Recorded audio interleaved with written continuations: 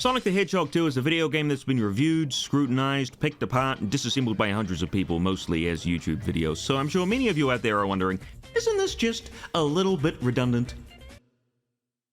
Yes. Many years ago, all the way back in 2017, I did a full video on Sonic the Hedgehog for the Sega Genesis or Mega Drive, whatever you prefer. This was because Sonic Mania was taking its sweet, sweet time coming over to the PC, the only way I could record at the time, and PC pre-orderers got Sonic 1 for free as a little tide-over gift.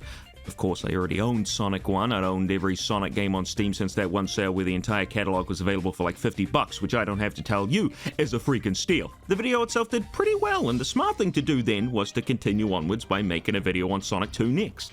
However, I'm not a smart guy. Maybe it was because I wanted to focus on other things, namely Sonic Mania, or maybe it was because every time I think of Sonic 2, all I can think of is this! Nevertheless, I've never really given my thoughts on Sonic 2 and where it stands for me personally. I think it's the perfect time to do so, as right now I'm in the middle of making the longest video I've ever done, Pokemon Scarlet and Violet, and a little fun romp through some memorable levels sounds like a pretty good time to me, especially when it's tax season and my monthly paycheck is looking more and more slim. Now, I first came into contact with Sonic 2 via the PS2 Sonic Mega Collection Plus. Now, I had a small amount of experience with Sonic 3 at the time. I can remember when I was young, I went to this youth group once or twice, and it must have been the Sonic and Garfield crossover collection for PC, because I remember both Sonic and Garfield making an appearance that day. What's weird is that apparently the collection includes not only Sonic 3 and Knuckles, but Sonic 3 and Sonic and Knuckles 2. I mean, it just includes Sonic 3 and Knuckles. What's all the hubbubaloo about the unfinished versions? But needless to say, we're not here to talk about Sonic 3. That's for another day. The reason I brought it up is because why on earth would I play Sonic 2 as a kid when good old 3-character Sonic 3 Knuckles was waiting for me on that Sonic Mega Collection game screen? Of course, I didn't realize you had to unlock Sonic 3 and Knuckles by playing Sonic 3 and Sonic and Knuckles 20 times each. What a headache that was. But the point is, I never really gave Sonic 2 the time of day. Sure, I played it once or twice, but I didn't really stick with it. Could be because it was harder to come back to because of the lack of save data. I mean, there is save data in Sonic Mega Collection, but it's not built in like in Sonic 3. You gotta create a save state, and then you can't go back to previous levels to get another chance at getting the Chaos Emeralds. But we'll get to that. So lay back, put some pants on, get yourself a nice drink of GamerSup using code RADICAL. Dear Lord, please do that last bit, and relax as we take a look at Sonic the Hedgehog 2. Not the movie, though. I hate the movie. Look at that. That's disgusting is what that is. Needless to say, I'll be trying to recapture some of that childhood magic by playing Sonic 2 via Mega Collection Plus. I've already spoken a little bit about it in the initial Sonic 1 video, but the music in this collection, the presentation, it all just screams nostalgia. Even as a kid, I felt nostalgic to these titles I've never even played. But now as an adult, staring at the screen, feeling nostalgic for the collection itself? They really outdid themselves in the feeling this collection creates. The modern collections can't hold the damn candle. Oh, what's that? You gotta pay extra to get the, camera controls over the main menu islands? Sickening. Hey, here's 40 different games to play. Some of them you ain't even heard of. Comic Zone, The Ooze, Mean Bean Machine, Rystar, Flicky. All of those darn Game Gear games Sega was so reluctant to add into Origins on release, instead adding them as paid DLC. They're just here. No update needed. Well, some of them. Jim's collection had to exist after all. The only question here is why on earth you'd subject yourself to playing any of them. I don't know why the hell they're showing Shadow and Amy here. Or did they make a cameo in Sonic Spinball I'm not aware of?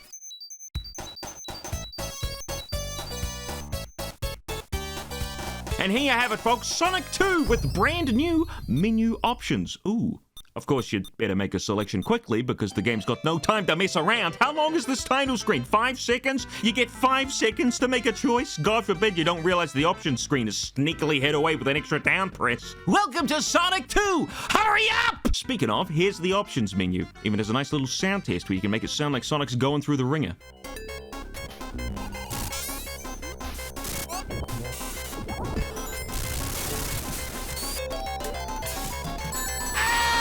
This is the game Tails was introduced, so as a fun little tribute to that, we'll be going through with him alone. There's no extra moves or anything between Sonic and Tails. They both have the spin dash, and neither has the fly move or static shield. That's Sonic 3 territory, so we'll be fine. The first level of the game that we're immediately thrown into was Emerald Hill. Oh my god, Emerald is just another word for green. They were doing this from the first sequel! I don't know about this, guys. Isn't this feeling just a little Whoa. Wait a second, this shit's running at 50 FPS! Wait, you didn't see that. This is real hardware. In case you didn't know, PAL region games, meaning UK, Australia, New Zealand, ran at a slightly lower frame rate, that is 25, compared to North America's 30. Now, as a kid, I either didn't know about this or didn't notice, but my games were running at a slower speed than normal.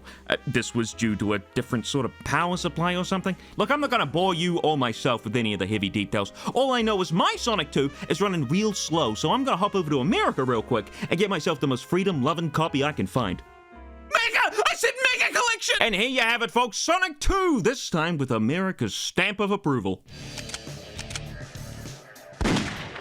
Don't remember that. Hang on, let me just fix the size here. Holy crap! Okay, let's do this one more time. Sega Mega Drive and Genesis Classic style. You know you can't get this anymore, right? Sega took the games off the Steam store when they announced Sonic Origins. Unfortunately for Origins players, their versions aren't actually the real games. Even the quote-unquote classic mode, all that really does is crop the screen of the remakes, which do indeed have some problems, mainly due to Sega rushing the developers. What else?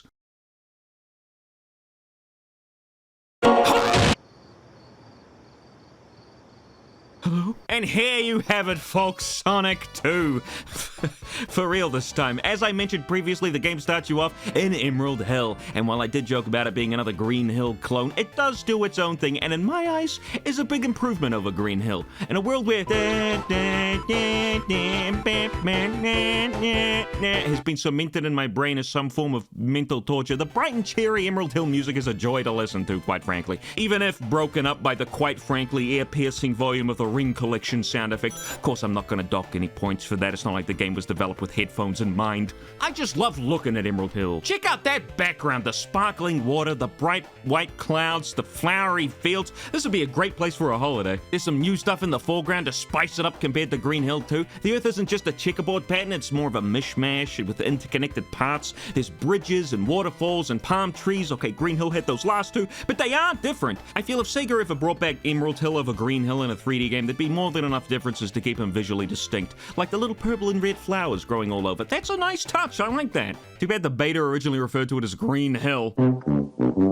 The heck is Genocide City Zone? Actually, never mind, I think they brought that one back for Shadow the Hedgehog. Everything feels mostly the same as Sonic 1. I mean, you still jump on robots to save the critters inside, you still run to the right, you still roll, collect rings. Everything's essentially the same, except for two main things. One, Tails, he's here. I don't think he really needs introducing. If you somehow stumbled your way across my channel without knowing who Tails is, leave before it's too late. And two, this game includes the addition of the Spin Dash, a fan favorite so loved Sonic Team had to patch it into Sonic Frontiers months later on down the line. It is useful. I get the whole deal with having to earn your speed in a game like this, but trust me, in the later levels, earning speed is like earning money. It's still really hard. Another change from Sonic 1 is the special stages to earn the Chaos Emeralds being swapped to the checkpoints instead of only being available at the end of the stage via big ol' ring. I'm sure it was super cool to see this 3D effect on a Genesis game way back in the day, and it works. I mean, it functions. The way they do this 3D effect is by having a bunch of pre-made sprites scaled up and, you know, played one after another to make a sort of animation that runs at a much slower frame rate than Tails here, who, his arms skin color? But I'm sure this isn't for any lazy reasons or anything. It's probably just due to the sprites taking up precious space on the massive 4 megabyte cartridge. Now, you are a bit slippy and hard to manage, and your jump goes 40 meters sky high, but the game doesn't ask too much of you here just to get a certain amount of rings, so I managed to nab the first emerald without much issue. Upon booting me back out into Emerald Hill, I realized I was missing the 50 rings I went in with. Bit of an odd choice there. After all, in a game without any save data, you want to get as many extra lives as possible, which means collecting 100 rings. I guess they take them away to stop you from getting all the checkpoint special stages really easily, but as you'll see later on, it's still not really all that easy to carry 50 rings between checkpoints.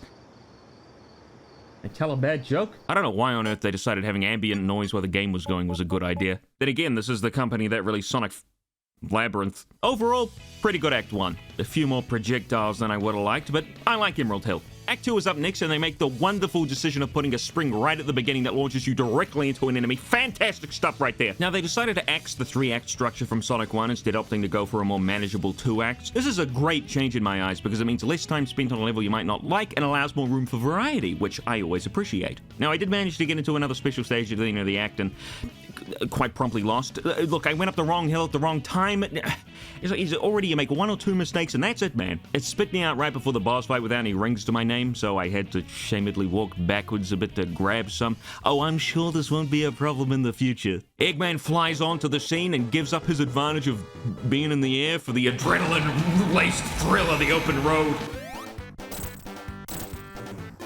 Well, it's the first boss, what you gonna do? I'm sorry that I filmed at 30 FPS, meaning some of the effects are gonna look a little weird, like shields, or, you know, Eggman's supposed to flash once every second frame while running at 60 frames, so he'll occasionally look a little funky. And that's it for Act 2. Just like in Sonic 1, the capsule of animals is sitting there waiting for us. What the hell is that? Bugger off, Sonic, I'm trying to play here. Wait, hang on.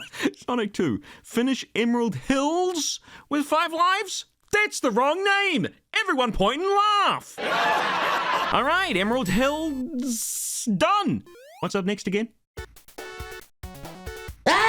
Sorry, I have an adverse reaction to anything chemical plant due to... well, you know. But this is where it all began! Sure, I mean, the level theme's been abused to Kingdom Come, but this is the original, and therefore is probably the least interesting version.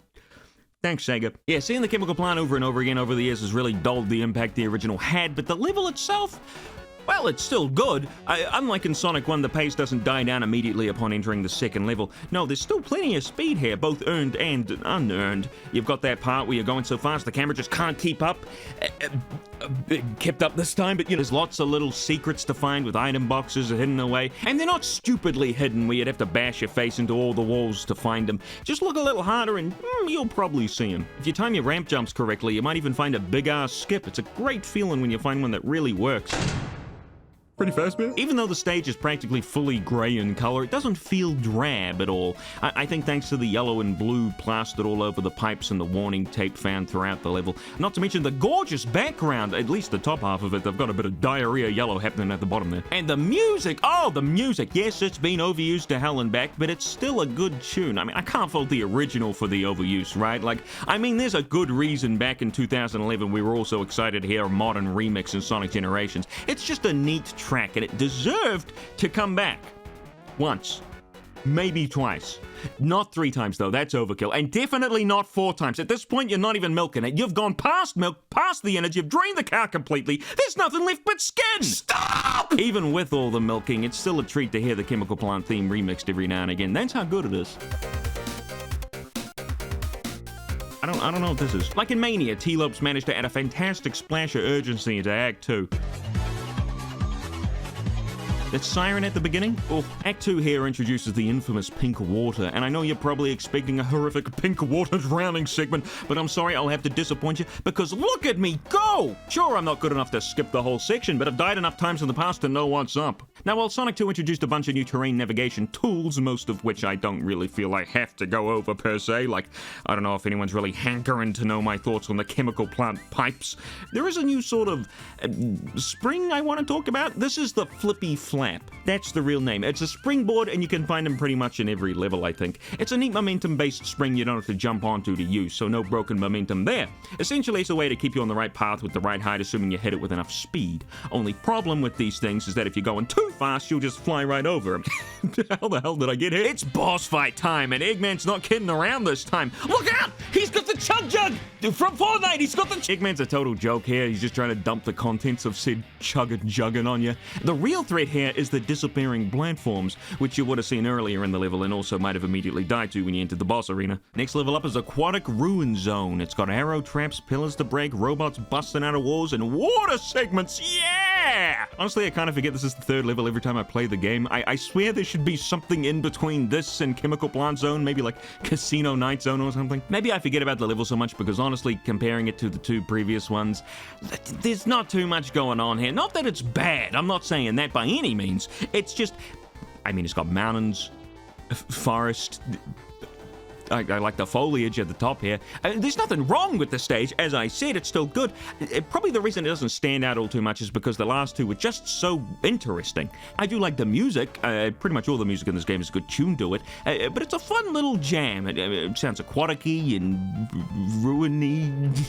This is why I'm not a music channel. Act 2 introduces a large portion of the lower stages, the water area, which you'll fall into if you fail some basic platforming on the higher routes I fell on before 10 seconds passed. But hey, check out this sick trick!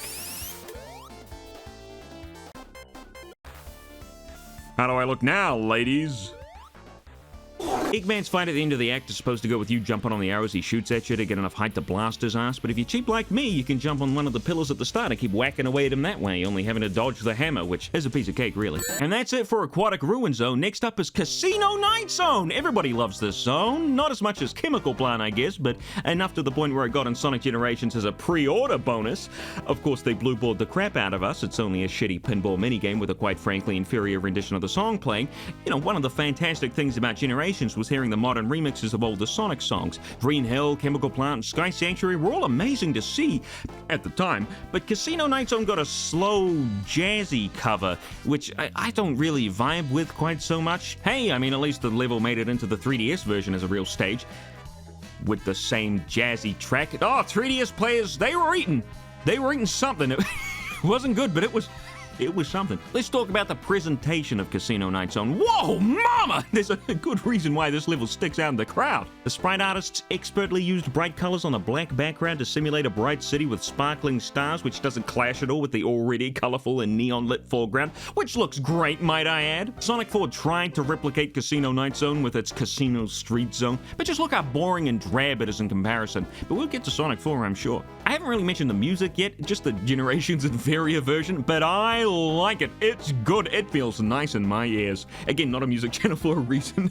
It's got this sort of relaxing, funky, jazzy tune, not as jazzy as the Generations one. We all hate the Generations one. Somehow it felt nostalgic to me, this track, even back in the day when I first played it. It really fits a stage that you could just sort of goof around in. Oh. The stage itself is a nice breath of air after the claustrophobic depths of Aquatic Ruin. Again, nobody's fault but mine. I fell down there, but a reward is a reward, damn it, and I'll gamble to my heart's content. I really did try from here on out to stay on the upper paths, meaning you might see me slow down here and there so as I don't fall. The game really feels like it's emphasizing playing it over and over again to learn when to jump where and know what's coming up ahead so you can stay on the fast path without any issues. And while I'm sure that's great for little Timmy with all the spare time in the world, I don't have any plans to play this more than once for the foreseeable future, so the slow crawl it is. No!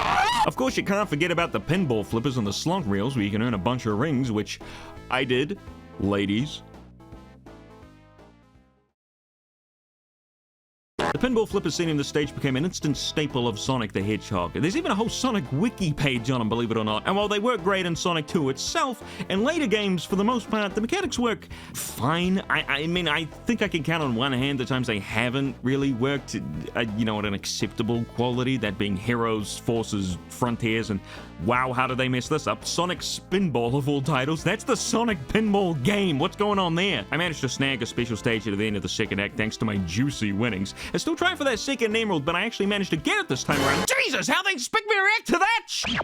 I'm not superhuman. Anyway, I got the emerald, although if you've noticed a pattern by now, that is me stinking at these things. You already know I don't get them all by the end of the game. And not that it would matter. I mean, Tails can't go super in this game. Technically, you can kind of force him into a super state using the debug mode, but I ain't about that. I already did it as a kid. Speaking of debug mode, though, there was a weird graphical glitch you could perform where Sonic would turn black and green. I mean, I remember this glitch being called its own character, Ashura. People would write on posts on how to unlock Ashura in Sonic 2. I have no idea where the name came from, but it may have just started the Sonic fan character craze that swept the nation for years to come. Even I did my own Sonic fan creation character. You guys remember Generic the Fish, right? Even though the special stage robbed me of all my rings, thankfully it put a few down for me to collect before the boss fight, something Emerald Hill didn't have the courtesy to do. Although if you're needing rings for that fight, I suppose you're not getting all that far afterwards. Definitely not getting past the pink water. The boss fight here takes advantage of both the pinball flippers and the half pipes classic Sonic games are known for. It's a lot easier to roll up the half pipe and jump off, though. The flippers will just send you up to the top and then you're bouncing around. Don't use these. Actually, on second thought, they're probably just here to mess you up.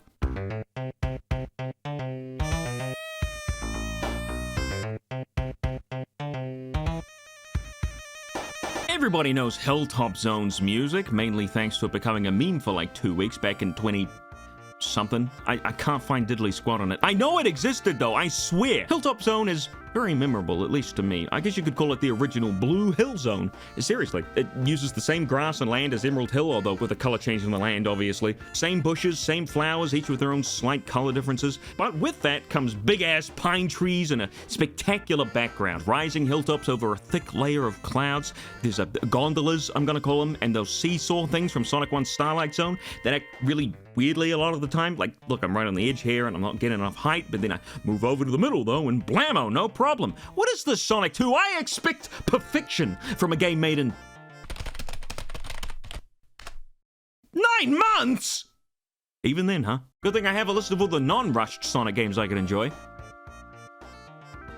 Woohoo! Throughout my Sonic 2 adventure, that's Sonic 2 Adventure, not Sonic Adventure 2, I kept trying to hit that 100 ring extra life. Without that saved data to fall back on, I mean, I don't know, I could have saved my data in the program, much like in that Sonic 1 video, I chose not to here to get a more authentic experience. You really stop trying to rush through the level as quickly as possible, instead searching every little nook and cranny for more rings to add to the total. Now, as you see, I do have 9 lives here, but those will be used up, oh, absolutely. It's not like the game is unfair. You just never really know what sort of stupid stunts you're gonna pull later on. Act 2 introduces the much more lava-friendly area and also the crushed by mountain experience that'll come back in Sonic 3's Marble Garden Zone. I will say the music doesn't exactly fit here. The hillbilly-esque harmonica-like Hilltop Zone theme doesn't go so well with imminent death. Either way, it's an exciting little section that quickly leads into the boss, which is, oh my god, is that Eggman? No way! I used to have real trouble with this one as a kid, but as I went into it as a big-brained adult this time, I could see the obvious strategy. Eggman can't hit you when you're right above him, so just hold down the jump button to get extra height when you clank into him and you're golden. Just sad my adult brain comes with slow-ass adult fingers. But practice makes perfect, and soon after Eggman's beaten, no sweat. I forgot about the lava. Ah, Mystic Cave. A great track combined with a great level theme, combined with infuriating enemies and traps. I think Mystic Cave, quite honestly, could be the absolute favorite of Sonic 2 fans out there. If Chemical Plant hadn't been in Generations as a remix level, well, then it would have been Casino Night Zone. But after that, it would have been Mystic Cave for sure. This one always gets brought up in best classic level theme discussions, and rightly so. I love the green and purple mix of crystals? Is it a crystal cave? Or are they just funny looking rocks? Combined with the mineshafty-esque platforms and traps. As a kid, because of all the vines and wood and green color, I thought this place was more of a dark forest rather than a cave per se. Look, I already said not the brightest. As I mentioned before, the music here starts off great. You already know what you're in for with this one. Sonic 2 does a fantastic job of complementing the scenery with its music, just like Sonic Heroes. And just like in Sonic Heroes, where people don't really like the level Mystic Mansion, mostly there because of the hallway level design, they can still appreciate the banger track accompanying it. Same goes with Mystic Cave for me, albeit for a different reason. I don't think anyone can say the level's linear by any means, but by golly, it sure is cheap. I already know you already know about the infamous Pit of Doom, unless you've only ever played the mobile version where it leads to a different level. Get that shit out of here! We're playing good old 4x3 Sonic 2 today! But the enemies, the traps, the moving parts, all of them were kind of, yeah, cheap. Just take the light bugs, for example, the flasher. Oh no. When it's flashing, it ain't just a hurt box, it's freaking invincible. I always manage to find these guys just as they're about to flash you. Yikes. There's moving spike platforms you gotta watch out for near certain walls. No indication that they're there. If you hit a wall, start jumping, I guess. And look at this! What's going on there? Look at this level design. I see the enemy down there just in time for me to react to jump over it, only for Sonic Team to place a convenient spike trap right where I'd land. Like, guys, if you want me to suffer, don't do all this. Just add in a microtransaction for golden shoes. Okay, apparently I did something cool at 50 minutes 40.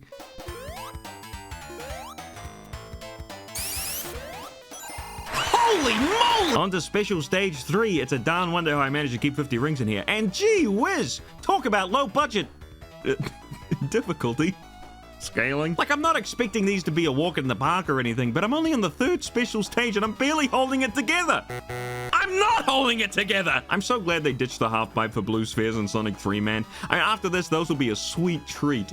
I know Sonic Team occasionally goes back to the half pipe every now and again, but rarely do I find that exciting. Sonic Heroes Emerald Chase could have been cool if the controls had actually functioned inside these stages, and Sonic 4 Episode 2 just did the same thing as Sonic 2 but with 3D graphics. Sonic Colors was a touchscreen nightmare. Those are the ones that I've played. Honestly, they never do anything super special to make them stand out. I much prefer them trying something new, even if that something doesn't exactly work out in the long run. Then again, I foolishly tried for the 3rd Emerald again in vain, but alas, my Sonic 2 special stage skills aren't that of a seasoned master. I did the best I could, but I was feeling a little aggravated about the design of the whole thing. As I mentioned before, you jump real high in the air, like way more than's necessary, which means you'll miss a bunch of rings if they come right after, let's say, for example, a loop of mines. You can kind of get around this by jumping off the sides instead of the middle, but in order to do that effectively, you kind of got to already know the layout of the special stage and where the rings are going to appear, which is hard to do because it all looks pretty much much the same because it's all the same stage and sprites. Needless to say, I didn't get the third emerald, and after this, I just stopped trying. For my efforts and to make me feel a bit better, please put a little clown emoji in your comment down below, even if you have to edit it. Oh, he makes me laugh. You know what doesn't make me laugh, though? In fact, you know what grinds my gears? The fact that once again, the special stage has shouted me out with no regard for my safety, lacking even the decency to lend me a single goddamn ring, and guess what? This time, there's no backtracking or little cluster ahead of me. I get zip, zilch, nada, the big goose egg. And what's directly up ahead? Death. I lost 4 of my lives here trying to figure this shit out. Yes, I suck, and yes, the boss is fairly easy, even simple when you get the hang of it. Dodge the falling spikes, maybe hit Eggman when he's coming down. Wouldn't recommend it, hitboxes are weird. Wait for him to lower his drills and then blast him with a spin attack. But as I've said, I'm a silly little guy, and sometimes one little ring goes a hell of a long way. Anyway, Oil Ocean Zone.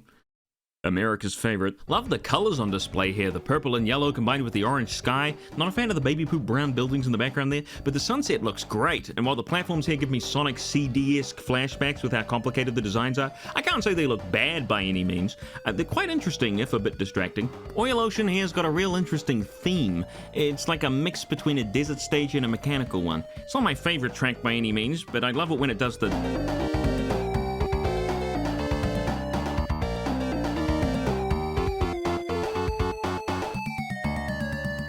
As for the mechanics of the stage, it's got slippery slopes due to the, oil. Fans that blow you around. Pipe caps, I think they are, blowing off with the pressure of the... I don't know, there's flames there. I'm sure there's a reason. You got these weird cannon things. Essentially just the pipes from Chemical Plant, but looking... I don't know, unfinished. And of course, you can't forget the Oil Ocean waiting for you at the bottom. Woohoo! Let's have a beach party. I'm not the world's biggest Oil Ocean fan, but I'm assuming there's at least a few out there due to it returning in Mania. Like, Mr. K was right there, guys. Then again, they did do the whole light the oil on fire thing, so that was neat. I did figure out how to jump real high off the enemies here. You can hold on to the jump, as I said before, to keep your height. Here, it was real fun. As far as I'm aware, Act 2 doesn't really introduce anything that wasn't in Act 1, just does more of the same. Although it does have this press spring thing you gotta walk into in order to get flung. Don't really see the point of this, but hey, I mean, they tried something new, can't fault them for that. And the boss at the end takes advantage of all the oil on the ground, much like Hilltops took advantage of the lava. This boss was kinda like Hilltops, actually. It was much harder when I was a kid, and I tended to panic every time the laser guy popped up. You don't even have to swap platforms on the last one where it hits the ground. You can just jump over it, no problem. And every time Eggman pops up, you can hit him like 3 times. I only got 8 here because I got greedy for 4. Anyway, that's Oil Ocean finished. Sorry I didn't have much to say on it. I mean, aside from this crap happening, everything went pretty smoothly. This must be an automated energy plant. Energy plant? So that's energy flowing through those red pipes. Whoa! If only.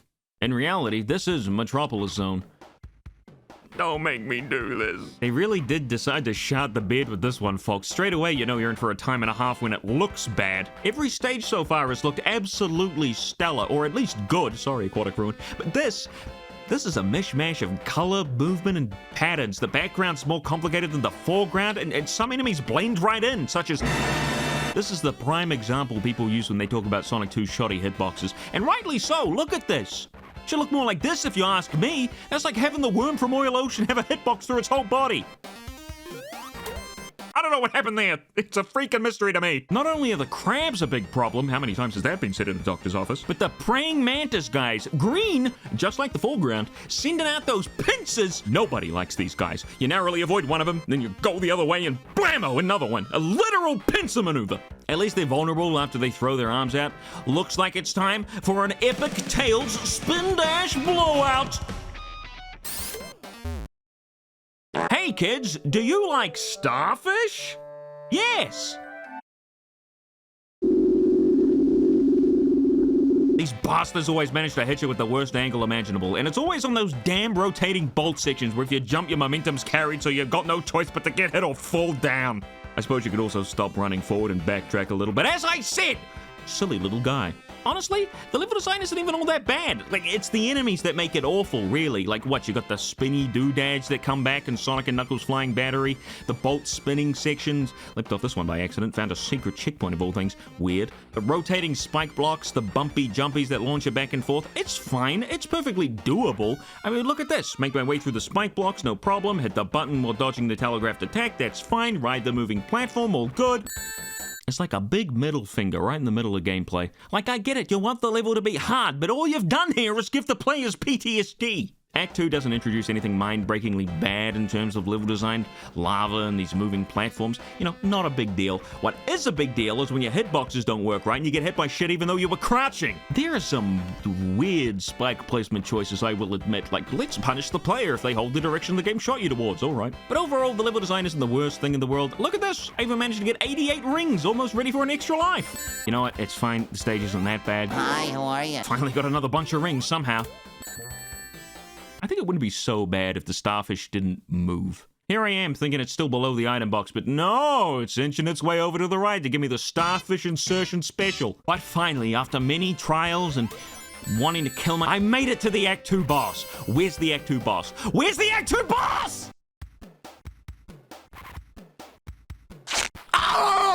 They randomly decided to bring back the Act 3 formula, and this is the level they chose? What was this, a prank by the developers? Hey, let's make a level with the most annoying enemies in the game ever and give it an extra act! Wait a minute, they did this with Labyrinth Zone 2! Need we forget Scrap Brain Zone Act 3? Act 3 brings us magnificent delights such as rotating thing, panic jumping into starfish bits, and best of all, me crying real hard. Let's not forget the cherry on top of the anguish, busted ass hitboxes.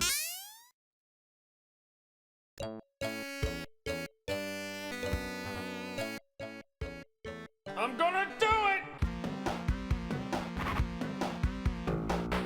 Oh, Sonic, can't you see? This game is killing me.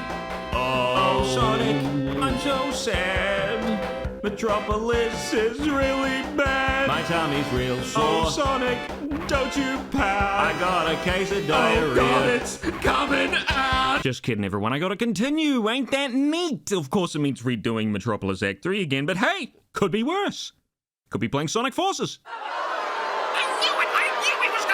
The heck is this? Now I gotta worry about random bits of floor killing me? A little indication here, saying please, something? This goes out to all those Sonic 2 fans who say it's the best classic Sonic game. Fantastic taste, guys. Finally, the boss arena, and Eggman's got a surprise in store for us this time.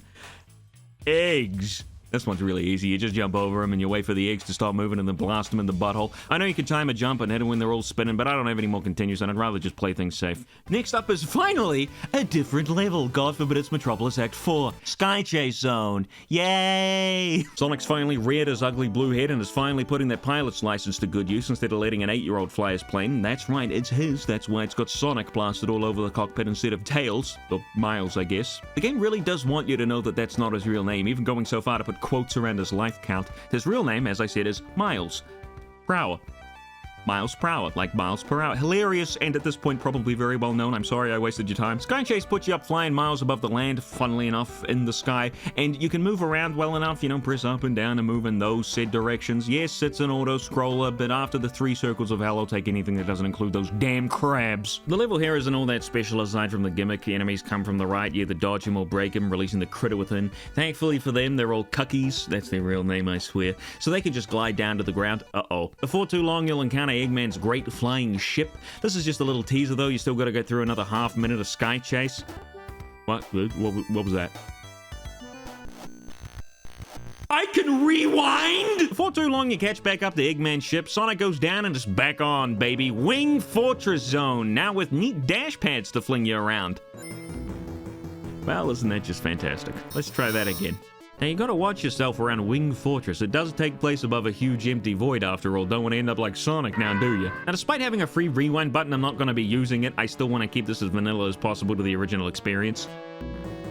Just one time, I swear. Honestly, I'm not a huge fan of the design of Eggman's huge ship here. At this point in time, Eggman was still all very, I want to say, militaristic. Less so the ego-filled put my face on everything Eggman we know today. So seeing a big old ship like this here in Sonic with the only Eggman-esque design, if you want to call it that, being the EG logo plastered way up near the top, is a little odd. It's a little weird to see. That being said, the level's actually pretty interesting. It feels very different from everything else we've seen so far. Only problem is that sometimes it's a little hard to tell what's ground and what's not.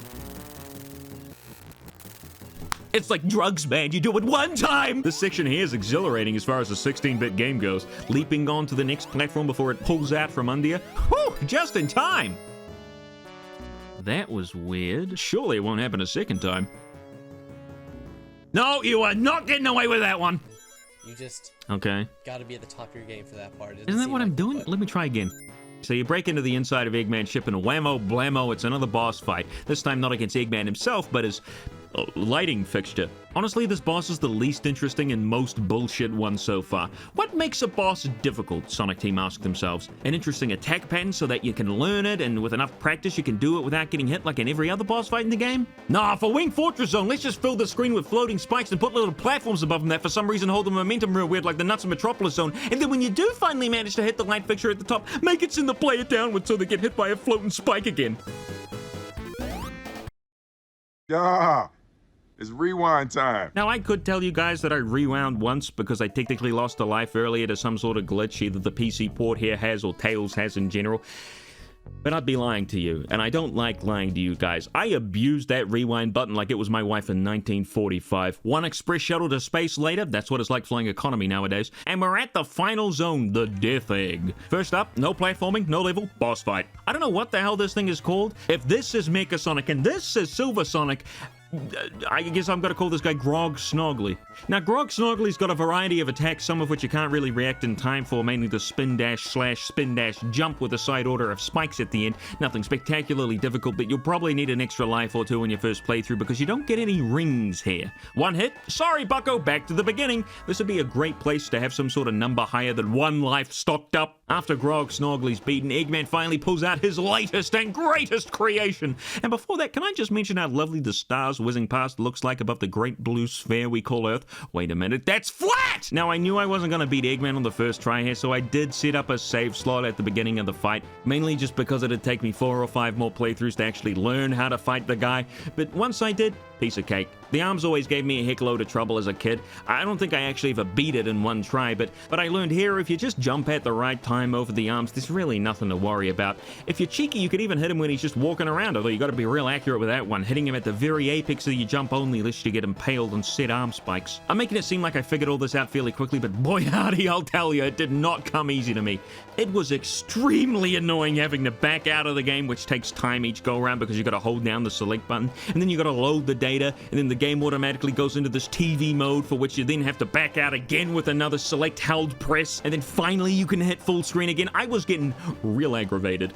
I'll tell you what though, the music here is great, very imposing, fits the scene perfectly. I never really got a chance to enjoy it because I was so focused on trying to beat the boss. And there you have it! I think after all that I could definitely beat Sonic 2 in one go next time I play it, if ever. And even though I cheated my ass off there near the end, there's still a nice sense of satisfaction for knowing I finally managed to figure out how to beat that final boss. Oh my god, there's a quick save. And this ending cutscene here, despite lacking the little images that had come up because I'm not playing as Sonic, is still great. I love the music, it's not overly triumphant, even a little somber. I don't know, it makes me want to tear up a little, like a happy goodbye. And that's what I'll be giving you right now, folks. I want to thank you for watching and thank my patrons out there. I need money real bad, so thank you very much. If you want to help support the channel too, but maybe get something out of it, you can always use code RADICAL in your gamer subs order. There's lots of flavors, caffeinated or not. There's sleep aids, waifu cups, which I'm allowed to make one of if we get enough sales. I don't take random sponsorships from products, games, or companies I don't fully believe in. You're not going to see me promoting Raid Shadow Legends or some other manipulative gacha game or some product I don't genuinely use. So while I do earn substantially less than what I could be earning, you at least know when I endorse a product, you know I really mean it. I drink gamer subs every day. Oh god, there's 2-player.